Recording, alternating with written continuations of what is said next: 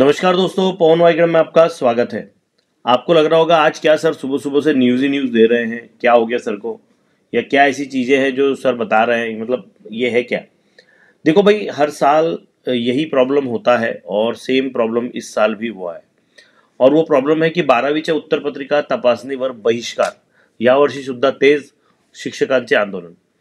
शिक्षकांच्या काही मागण्या आहेत ज्या मागच्या 3 वर्षापासून ते दरवर्षी त्या मागण्यांसाठी दरवर्षी असं काहीतरी हे करत असतात, बहिष्कार करत असतात। पण शेवटी विद्यार्थ्यांसाठी, विद्यार्थ्यांच्या कॅरियरसाठी, त्यांचा रिझल्ट वेळेवर देण्यासाठी शेवटी ते उत्तरपत्रिका तपासून देतात आणि ह्या सर्व मॅटरमध्ये फक्त आणि फक्त विद्यार्थ्यांसाठीच ते ह्या आंदोलनाला खूप जास्त असा रंग देत नाही। म्हणजे असं आहे की शिक्षकांच्या काही मागण्या आहेत आणि 12वी हे बघा, ही आहे एबीपी माझाची न्यूज़ आणि ह्या न्यूज़मध्ये क्लियर दिसतं आहे की एकीकडे आजपासून 12 मतलब ये थोड़ा सा पुराना न्यूज़ है, 21 फरवरी का न्यूज़ है, तुम तक आया नहीं आया आई डोंट नो। उत्तरपत्रिका तपासण्यावर शिक्षकांचा बहिष्कार। आता हा असा बहिष्कार बऱ्याच दिवसापासून चालू आहे, म्हणजे मागच्या 3 वर्षापासून चालू आहे आणि याच्यावर काहीच तोडगा सरकार काढत नाही आणि त्यावर्षी नाईलाजाने, त्यासाठीच नाईलाजाने शिक्षकांना अशा प्रकारचं आंदोलन करावं लागतं।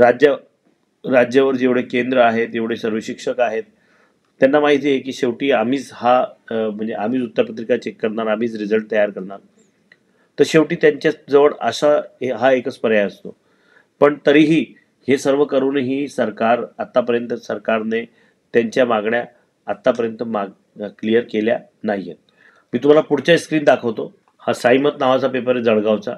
बहिष्कारामुळे 12वीच्या लाखो उत्तरपत्रिका तपासणी विना पडून। 12वी उत्तरपत्रिका तपासणीवर बहिष्काराचे शस्त्र यंदाही उपसले।